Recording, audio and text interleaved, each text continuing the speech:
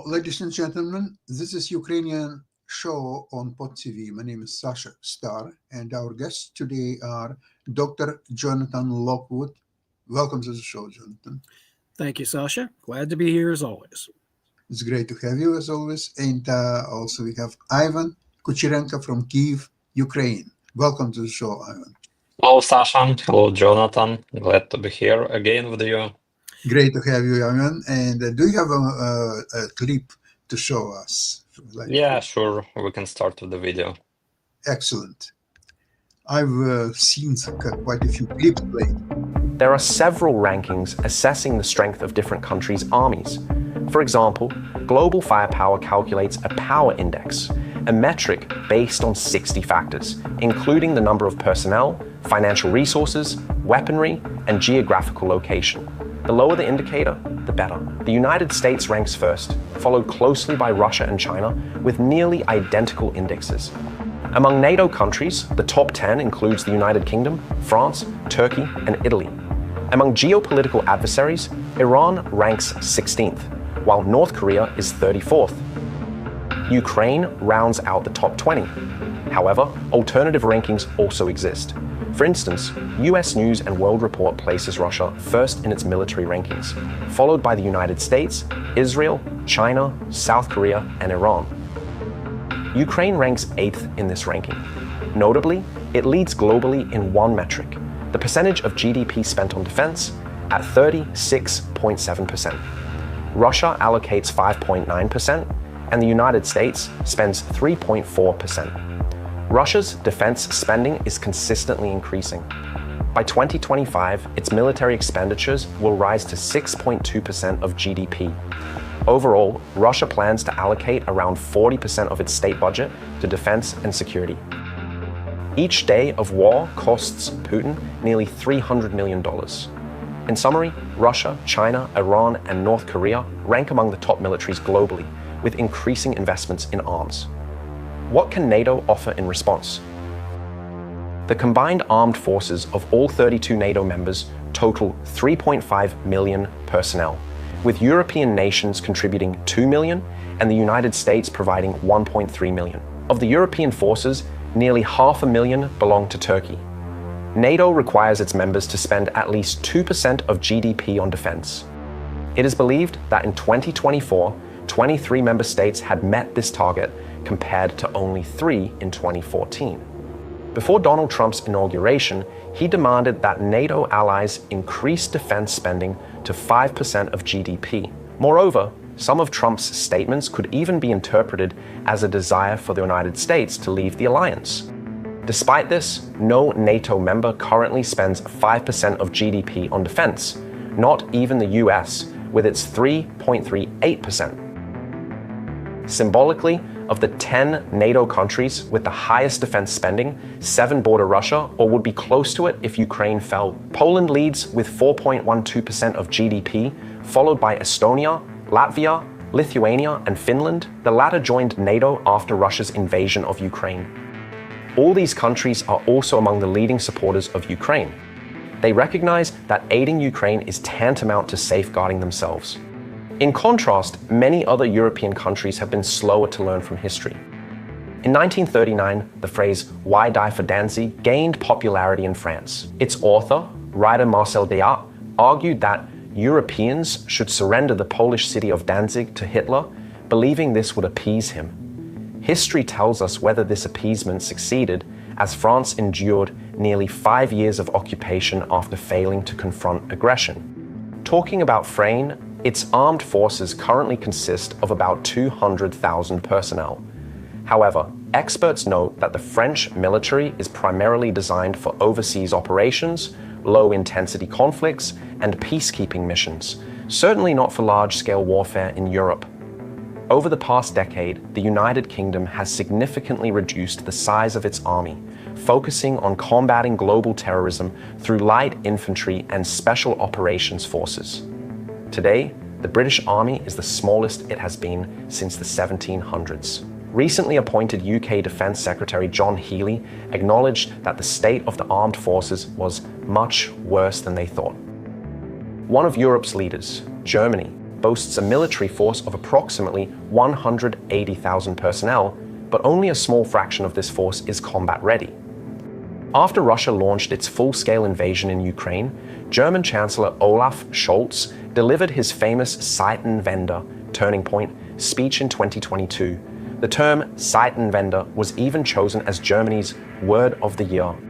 In it, he declared that Vladimir Putin had ushered in a new era for Europe and that Germany must embark on military modernization costing 100 billion euros to counter this new threat. However, since that time, Germany has made little progress in modernization and rearmament.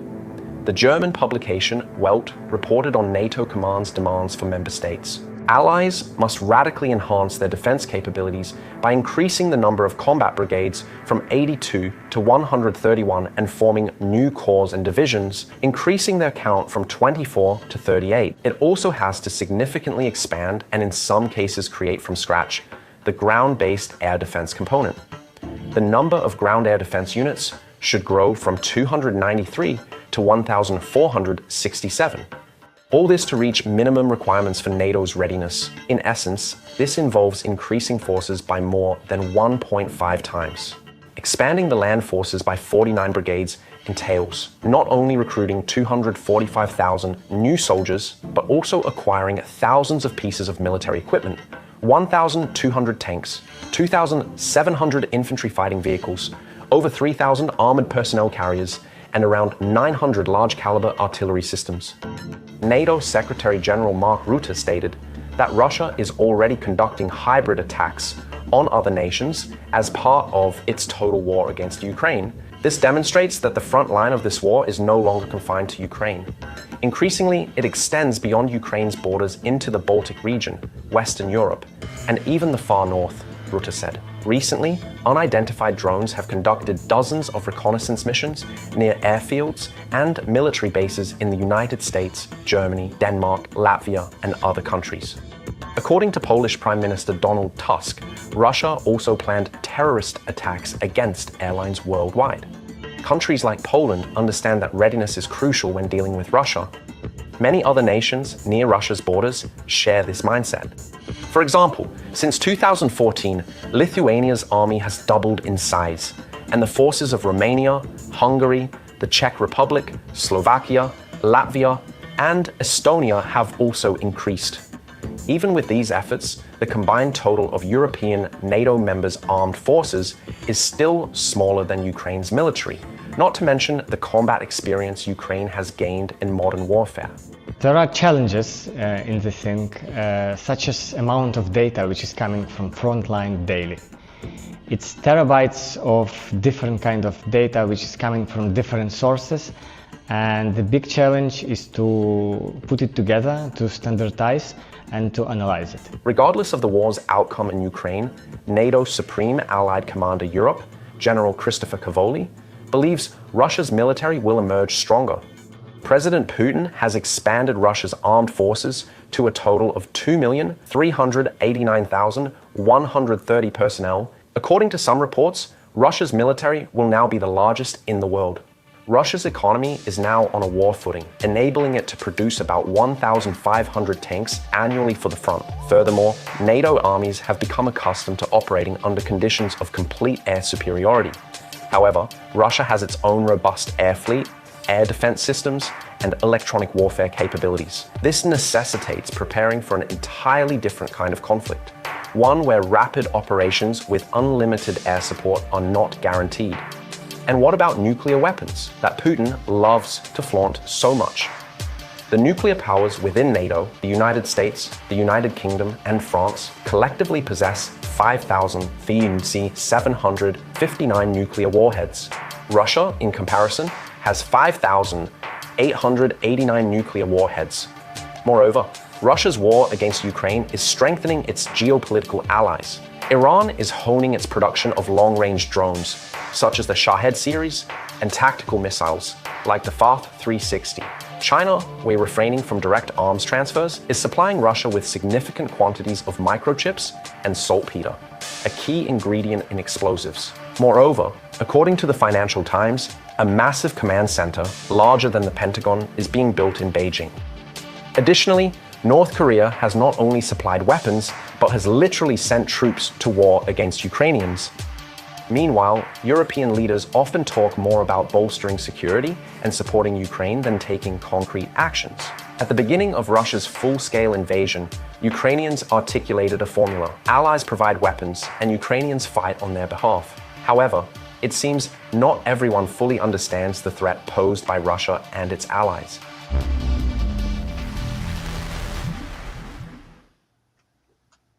Fascinating video. Absolutely, yeah. On the surface, it would seem a very disquieting video, which portrays Russia and its allies as growing in strength. However, that video overlooks a crucial key point: logistics. And if you've noticed in recent weeks how the reports have been coming that the Russians are using donkeys, and it's not a mechanized logistics system. Logistics has always been the crucial Achilles heel of Russia's armed forces. It has been that way from World War I, World War II, until they were aided by Lend-Lease of Ford trucks from the United States, which enabled them to have a mechanized logistics system. They don't have a mechanized logistics systems now. It is riddled with corruption. And it is increasingly limiting Russia's ability to conduct a sustained full-scale offensive. We also note that Russia's artillery superiority has been decreasing. We notice that the force and duration of its offensives is also increasing, even as its casualties have remained at a very high rate. So what I am seeing, in contrast to this, and of course, all of this rests on the reliance of Russia on its nuclear arsenal as giving it credibility and leverage over the West. And I just noted very recently today that President Trump is talking about engaging in talks with Russia and China to denuclearize. Now, Russia and China are not going to be willing to denuclearize. They see too much. It gives them not only great power status, but potential leverage. But the mere fact that President Trump is open to denuclearization, it makes him open to the idea not only just of the Iron Dome that we've been speaking about, but also of the creation of wisdom, creation of the worldwide strategic defense matrix, using an upgraded Space Force armed with lasers that are capable of shooting down nuclear missiles in their boost phase. Once the United States adopts this capability, and indications are that they are certainly open to it, because the recent Iron Dome bill has allocated $900 million to the study of space-based interceptors. Well, I can tell you right now, I can save Congress about $900 million by telling them what the solution is. You have space-based interceptors, you have with laser weapons on starships provided by SpaceX to create a space fleet, which would neutralize Russia, China, and Iran as nuclear powers. And then once that is neutralized, they lose their leverage and the ability to sustain a major offensive against NATO and the West in general. That's my take. Ivan, I'd like to ask you a question. Of course, now there are a lot of talks about possible peace, or at least to stop the fire on both sides. And so there are a lot of meetings in Europe right now. Trump called Putin and then Zelensky. So there are a lot of activities going on right now. How people in Ukraine generally view all those activities? The different segments of people consider these activities by different. I and my colleagues, we prefer to wait and to see the real results and the real actions, but not to some political claims which are oftenly being thrown out of context. But what is from the side of some political experts, it seems that President Trump and the United States are already putting Ukraine into a weaker position on negotiations by broadcasting messages like Ukraine will never be a part of NATO, or that it's impossible for Ukraine to get the territories, to get back occupied territories, etc. And those narratives shows Russia that actually United States already are accepting their requirements without any negotiations still started, and they show to Ukrainians that United States is considering some decisions which they will probably put into the peaceful plan of President Trump without discussing them with Ukraine initially. So, of course, the majority of Ukrainians are frustrated by such messages because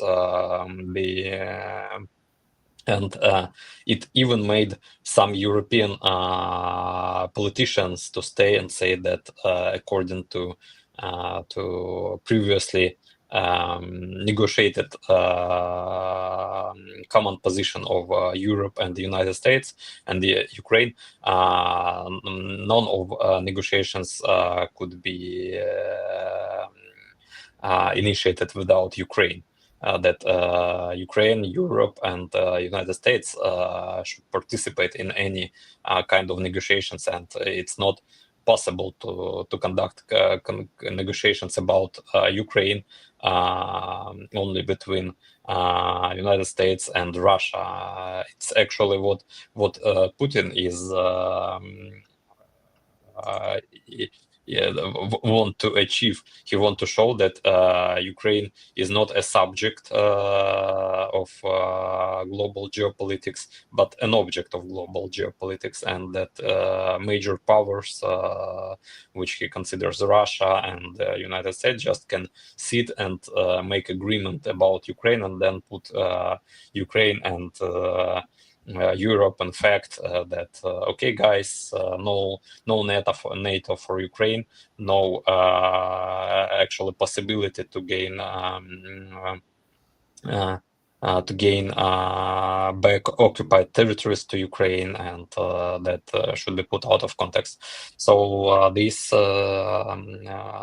frustrates people, and we are actually starting to feel that probably it's some kind of treachery, and Ukrainian people looks being betrayed by United States if this position will actually be in the plan and negotiations. But because we don't know what Russia is offering for now, they have their requirements like no Ukrainian NATO. Okay, United States already confirmed that requirement publicly without even start of negotiations. They have required that occupied territories will be remain Russians.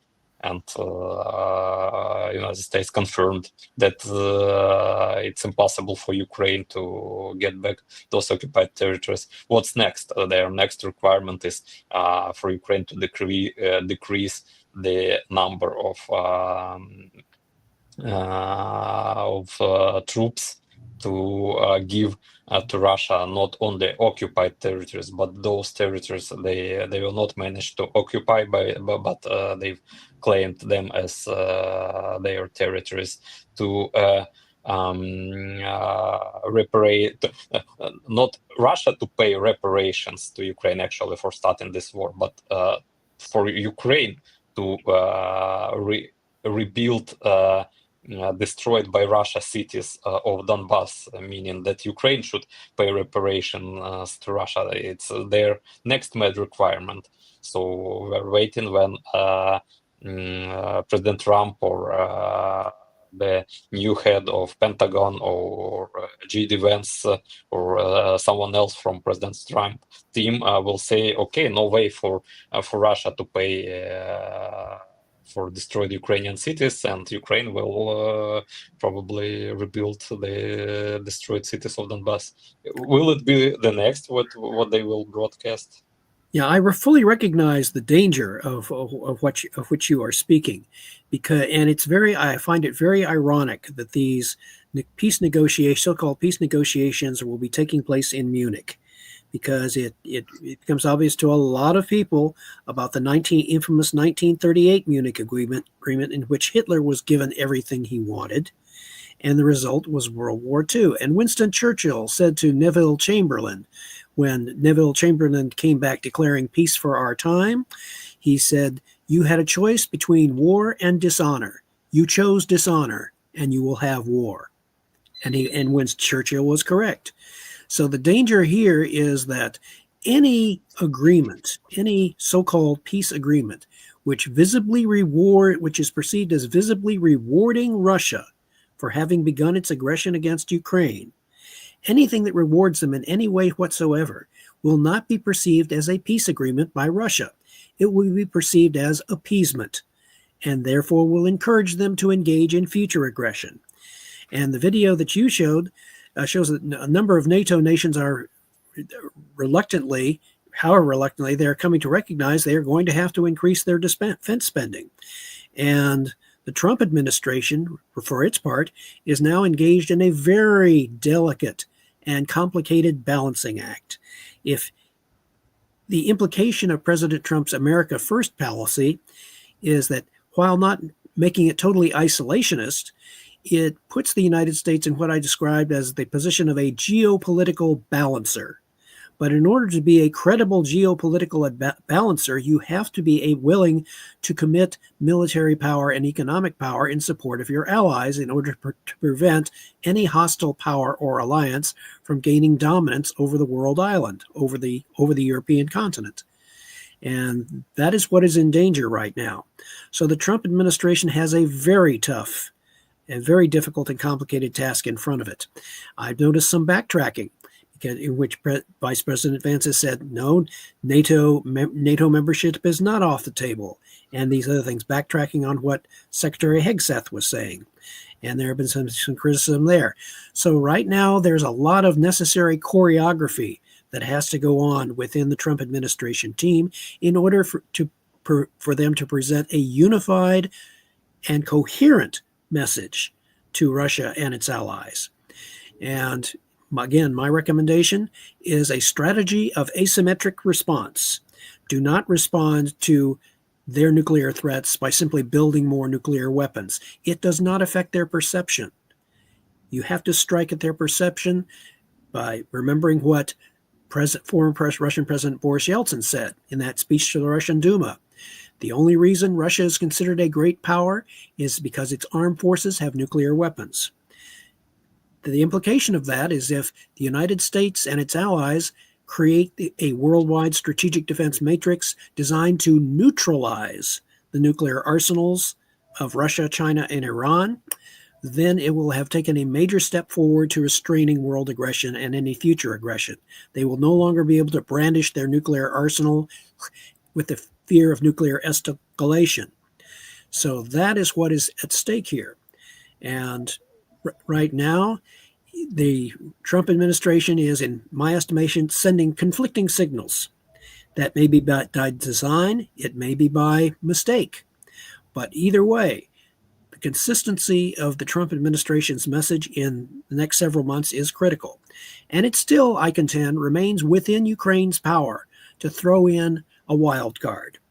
They could, if they have the resources to do it, they could initiate a surprise counteroffensive. They say that Crimea cannot be retaken. That may not be the case. Ukraine has inflicted surprises on Russia all throughout this conflict, and I believe they still have the ingenuity and the means to inflict another strategic operational surprise on the Russians.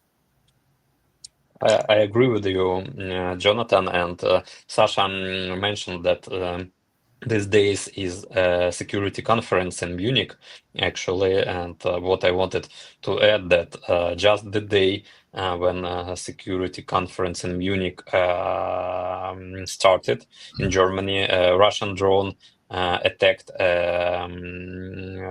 Chernobyl nuclear plant. I don't know whether this is in the top news in the United States, but I've got a video, and I just want a very short video, which just want to show about this this frightening case actually. So let's play it.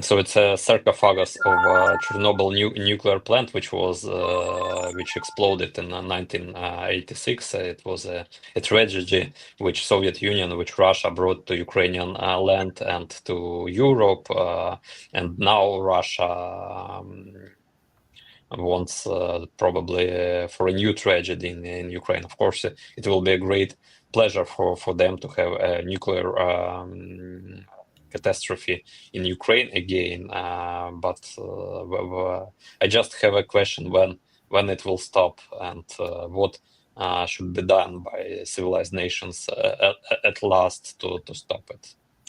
Ivan, I have bad news for you. From your movie, you could see that Russia with its allies, not like United States, which has no allies whatsoever. And in fact, United States is doing extremely great job to alienate even those few allies that it has. It alienates all of them.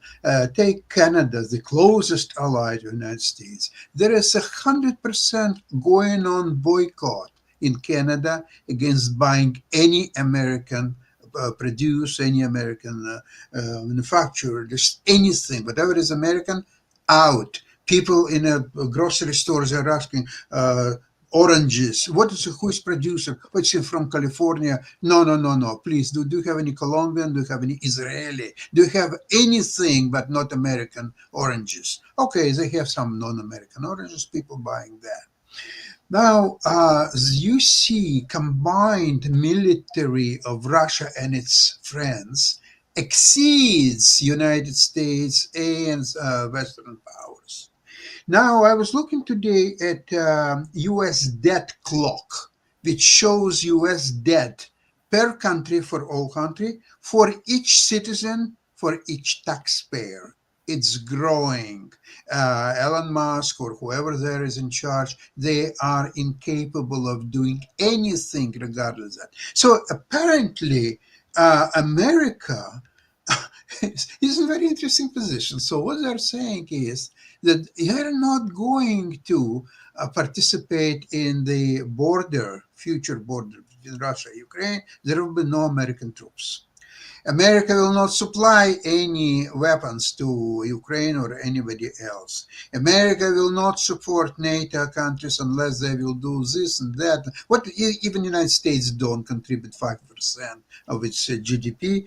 Well, Poland is getting close by, but still, it's just one country, and they still have to get back, get to 5%. They have 4.3% on the latest I looked. So, in the meantime, America, look at that, with its 36 coming up to $37 trillion worth of debt. And there is no solution, not even get rid of the debt, but even to decrease it. There is no solution. And without supplying any arms, without helping anybody, they are in charge of the peace process between two fighting nations, Russia and Ukraine, and they demand for their involvement one way or another the peace of Ukrainian um, red, earth. Rare earth minerals, yes. Yeah, so they demand they want to have 75% of the, oh no, 50, at least 50%. That's laughable. America is becoming the most aggressive beggar in the modern world. It is this, what's his name, Donald Trump. He's now trying to get himself into the celebration of May 9th in Moscow. So there will be himself, Putin, and Emperor Xi, where Trump wants to divide the world for three spheres. Here is the US, here is Russia, here is China. But why China and Russia need a beggar with $36 trillion debt? Why do they need him? What for? If he is losing his influence over his friends, starting with Canada, European Union. By the way, great news for Canada. Canada is becoming one of the top suppliers of liquefied gas, especially in Europe. Europe doesn't want to depend on US liquefied gas as it did depend on Russian gas. They don't want that. They want to diversify. And Canada is able to supply gas at cheaper rates. There is a much better routes to deliver liquefied gas from Canada, thanks to geography, than the United States. And finally, Canada is not going to lock Europeans into contracts where there is no escape clause, which is not flexible enough to give, depends on the price of liquefied gas. U.S. wants none of it. They want to lock in long-term contracts. And whether you buy it or not, whether it's gas now is less expensive. They don't want it. So Canada is becoming by far preferred supplier of liquefied gas. So in my opinion, Donald Trump is not very good at building coalition. He's a transactional president who wants to deal one-on-one basis. Okay, I'll give you a little bit here, and you give me this, and I'll give you a little this, and you give me this, and this is the end result. That's where he goes. That has nothing to do. By the way, if you noticed, General Kellogg is no longer part of the U.S. negotiating team. He's out. So right now he has his recent nominees who will do anything what he tells them to do. That has nothing to do with a justified peace between Russia and Ukraine. This is just a small potato in Trump's general strategy, where he wants to make the world in his understanding, in his vision, and that's not going to happen because people, European nations, and even Ukraine see that it probably is futile to count for generous and uninterrupted U.S. help. And with European help, I think Ukraine can do, especially Ukraine now militarily, in a much better shape to fight Russians than ever. What do you think, Jonathan? Well, I agree with you that the Trump administration is confronted with a very complicated and delicate situation, but in part of its own making, because they have to balance, they have to look more closely at the long-term consequences of their proposed actions. And they have, even though they have shown that they have been very aggressive in pursuing their initial objectives, there is still a lot of time in which to evolve a coherent grand strategy and a coherent foreign policy. Otherwise, they're going to simply be duplicating the mistakes of the previous administration, except in a different way. So there are hopeful signs, as the ones I've mentioned, where the United States could take some very useful strategic initiatives, such as, for example, by proposing an Iron Dome over the United States and concentrating on strategic defense. The implication of that is that you can stop spending any more money on nuclear weapons, and instead divert those into strategic defense and operational defense. There are some hopeful signs that they could happen. What also the Trump administration is learning, it has quickly backtracked on certain things that they have found to be counterproductive. And I am cautiously optimistic that they will quickly learn their lesson and learn the counterproductive nature of some of their actions, such as apparently believing that the Russians are open to compromise. They fail to understand that the Russians have no concept of compromise in the sense that we understand it. They translate their word for compromise, which they borrowed from the English language because they previously had no word whatsoever for compromise. Instead, they translate compromise as mutual surrender, which is a very negative connotation. Double negative in this case. The double negative. Mutual, exactly. Both sides lose. And under the way we have the American political system was built on the concept of compromise in the positive sense. Both sides gain something, not everything they want, but both sides gain. You try to meet the other person halfway. And there have been some times in American history where that concept of compromise failed, and that was on the idea of slavery. They failed to reach a compromise, and the result was the American Civil War, the most costly war in American history. So it's not a perfect system, but at least, go ahead. A quick question to you about this Hexeth statement that Ukraine will never be a member of NATO. He spoke too soon, in my opinion. Not only that, even if Trump would say the same thing, it's not valid, period, because all U.S. can say that U.S. will veto the membership of Ukraine. Yes, they can do that. Yeah, but that would be counterproductive. For NATO, because NATO in 2008 in Bucharest, they agreed that both Georgia and Ukraine will one day become members of NATO. That was statement by NATO, not by United States. Correct. And United States cannot adjust the strategy of NATO. They just don't have power, they don't have legal means, they don't have anything at all. So a lot of things what US is doing these days, and the Trump and his team has no validity, not at all. He is losing to Putin every inch. Putin is playing Trump as a good artist is playing violin. And he's playing a beautiful melody, and it's just so pleasant. And that's what Putin doing with Trump. Trump is walking back on many things, even before any negotiations just started. So basically, he is making a Putin the payment for Putin agreeing to meet and negotiate something with Trump. Trump is going all the way. You see, Trump needs something to show American people. Okay, here's what I said, and this is what I've done. None of that is happening these days. So Trump is getting less and less popular, and especially with all this aggressive nomination process, especially with Tulsi Gabbard and this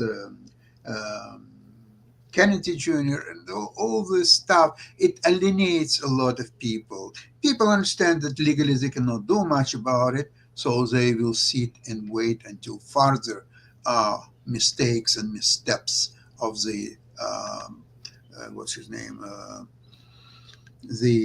Trump's administration. And this is a horrifying thing because he won with a not substantial, but still a majority, and a popular vote, and electoral college, and he's got Senate, he's got House, judiciary is on his side. So there is nothing to prevent Trump to be a benevolent dictator and do really great things for United States and its people. And I don't see evidence that whatever he's doing is benefiting American people. It's been what, several weeks? Again, yeah, it will be a month in a few days. Yeah, yeah, yeah. You know what? In several cases, I would agree that okay, it's not enough time. Let's wait until 100 days. But you see, Trump, with such an energy, started to try to do some changes, the right and left and in the center. He's made Elon Musk unique person in U.S. system of government, where he has absolute, incredible power without being responsible to anybody but Donald Trump. He's not responsible to Congress. He's not responsible to Senate or House or Judiciary, anybody. And he's not being elected. And he's not even vetted to take any government post. So this is a very peculiar form of government when Trump is a president elected with all the powers and responsibilities. And he delegates all his powers to Musk, who has now all powers of the president, but no responsibility to anybody except Trump. Jonathan, have you ever seen anything like that in any government? It has been, I must say, it is a rather unique development. The only historical analog that I would have would be the American Civil War, where President Abraham Lincoln practically took on near dictatorial powers with his suspension of habeas corpus and in being able to wield power. But that was the American Civil War, which arguably justified Abraham Lincoln taking on near dictatorial powers. The combination of circumstances that the United States faces is almost as bad, given its massive debt and other challenges that it is facing. And it becomes a very, the analogy that I would use would, oddly enough, would be from Tolkien's tale of the Lord of the Rings. Remember, the Lord of the Rings was the struggle over the one ring of power. And Tolkien cautioned in his tale that the one ring of power offers unlimited power, but it inevitably corrupts its user and it corrupts its user. Lord Acton once said that power corrupts. Absolute power tends to corrupt absolutely. That is the danger. And that is the challenge and the danger and an opportunity if the power is wielded wisely and in an enlightened fashion and with a willingness to listen to advisors who may offer modified or potentially even contrary advice. So that is that's another challenge facing the American system, and it is one that we will see play out over the next several months. Ukraine, for its part, I contend, still has some cards that it can play independently to even if it has to throw a monkey wrench, if you will, into the whole process by launching a decisive counteroffensive at a selected point, which throws Russia's plans for conquering all of Ukraine into the garbage can. And they still have that opportunity in front of them, because we do not know everything that goes on behind the scenes, because there are still classified areas within each nation. They have cards they are not showing. And so it is a very, very sophisticated and dangerous game that is being played right now. Yeah. It's very dangerous, very a lot at stake. And so it's I've stated what I believe, what needs to be done. You cannot solve the entire problem of war with any set of solutions. The best that you can realistically do is that, from my perspective, you can, with a proper strategy and a proper understanding of what your goals really should be, you can transform a larger problem into a lesser and more manageable problem. With my proposed creation of Wisdom, the Worldwide Strategic Defense Matrix, if they concentrate on that, concentrate on neutralizing the nuclear arsenals of our major adversaries, Focus on that. Do not build more nuclear weapons. Concentrate on neutralizing the nuclear weapons of our adversaries so they cannot they cannot brandish them, threaten escalation, try to play on the fears of Western allies. That does not solve the entire problem. It solves a piece of it. That's a worthwhile accomplishment. Yeah, okay. We'll see definitely how these things will develop. We'll wait results of this Munich conference. And I think Zelensky is playing a brilliant hand. Oh, yes. Yeah, He's playing Zelensky's playing it flawlessly. And he is being very forthright about not wanting to be part of any agreement that does not involve Ukraine. And he's pushing back. He is taking unilateral steps to strengthen Ukraine's defense, strengthen their armed forces, raise the stakes. And if he sees and he knows his own military and what they are telling him, and he maybe very quietly, people are saying, "Oh, there's no way that Ukraine can retake the Crimea," or things like that. It's these events that can't ever happen that change the course of human history. And no one was expecting, for example, in the Korean War, MacArthur's invasion at Incheon, which caused the North Korean army to roll back and retreat into North Korea, and a decisive counteroffensive. So there is always the potential for strategic surprise. And that is the dangerous game that is being played right now. And Ukraine fully realizes that it's still, if they are to win a peace, they have to win it themselves. They may have to win it themselves by inflicting a decisive operational surprise on the Russians. And we've been told in 2022, after the Russian invasion, that there is no way that Ukraine will receive the HIMARS systems. There is no way Ukraine will receive ATACMS missiles. There is no way that Ukraine will be allowed to strike with Western weapons on Russian territory. There is no way that Ukraine will receive F-16s. It's just impossible. We've been told that by American politicians, by our European partners, and we are here when we've got HIMARS, when we've got F-16s, when we've got French Mirage. They're very effective. I've seen and lo and behold, the Russians are getting pulverized. And the North Korean allies they thought were going to be at such a decisive weight, and they were just about as effective for the Russians as the Hungarians and Italians were for the Germans in World War II. It's not a decisive thing, and the North Koreans are simply taking excessive casualties, as are the Russians, and so these things that can't ever happen.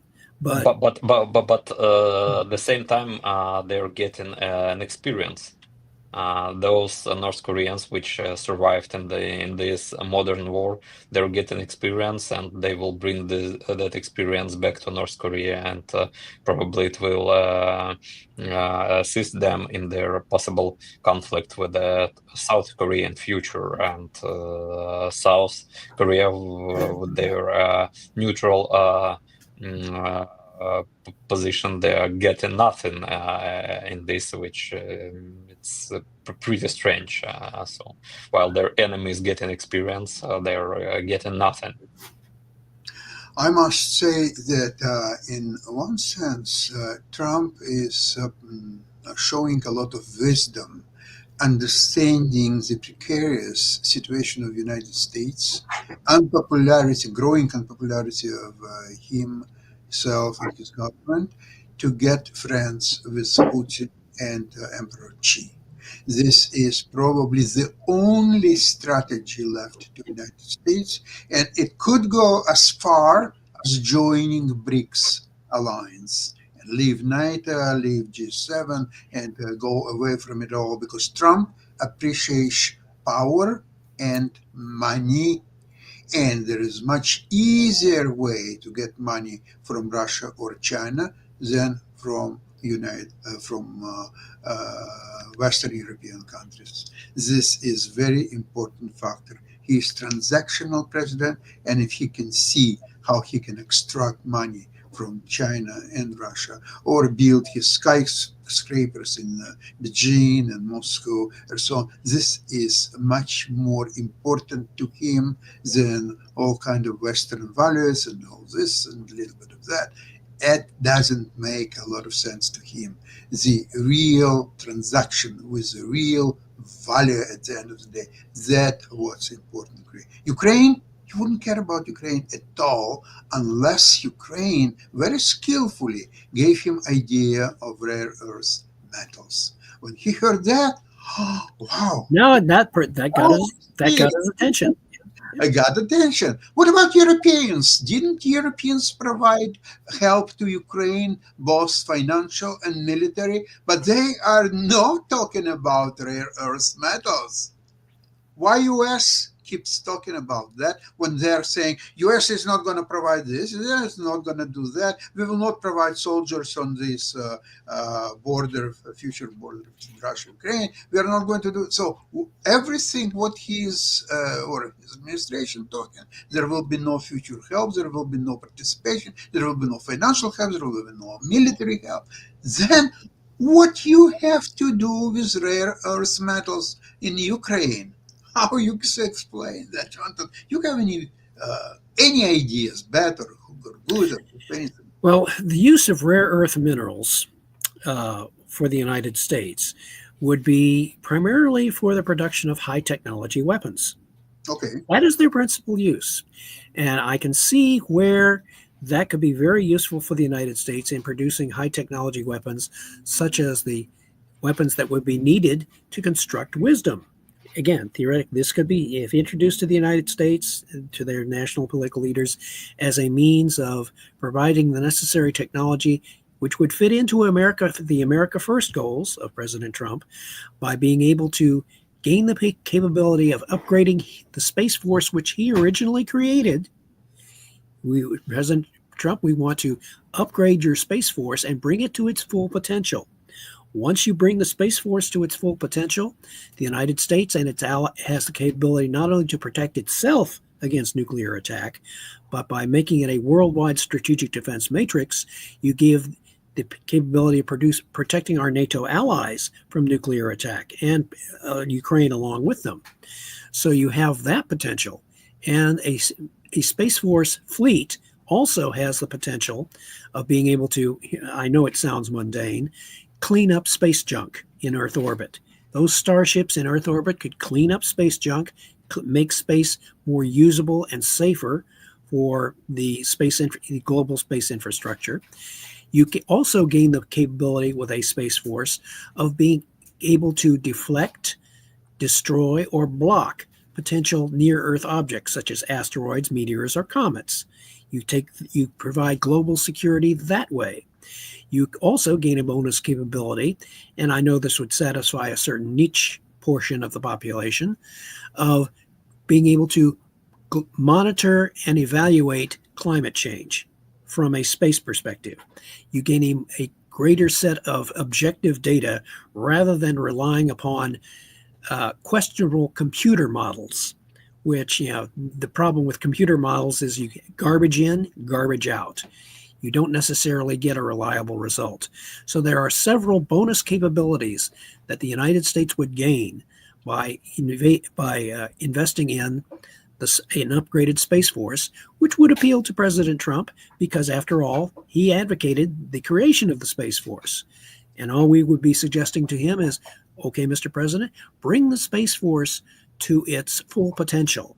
Stop building additional nuclear weapons because you have said you are interested in denuclearization. Fine, if you want to do that and you want to repudiate the previous policy of the Biden administration, which relied on the old concept of mutually assured destruction and simply advocated building more nuclear weapons in response to the three nuclear adversaries of Russia, China, and Iran. So there are very constructive ways to it's almost, think of it as a principle of judo. If you are familiar with judo, it was my sport in high school and college. Judo, the Japanese call judo the gentle way. You use the momentum of your opponent's attack against him. You try to keep your opponent off balance but you do so not by using force. You use it by applying pressure or applying your strength against your opponent's weakness. But you strike at his center of gravity. You don't necessarily go to combat with him, but you defeat his strategy without killing him. And that is what wisdom does. Wisdom does not kill. That's what it's all about. Jonathan, thank you very much for your wisdom. Ivan, thank you so much for today's clips. And I wish you both and all our listeners a great weekend. And we'll see you on Tuesday, same place, same time. Slava Ukraini. Glory. Thank you very much, everybody. Bye-bye.